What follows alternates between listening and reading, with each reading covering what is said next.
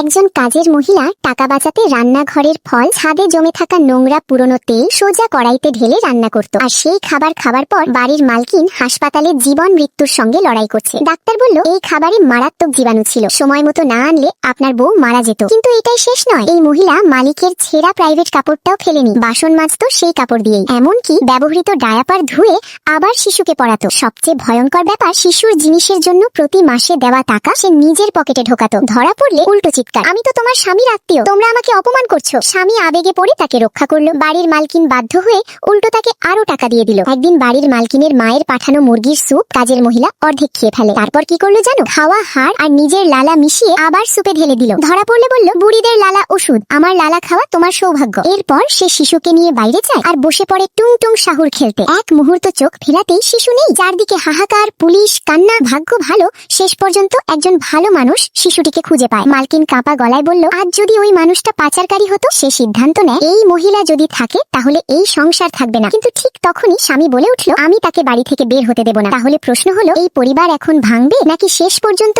কাজের মহিলাই জিতবে?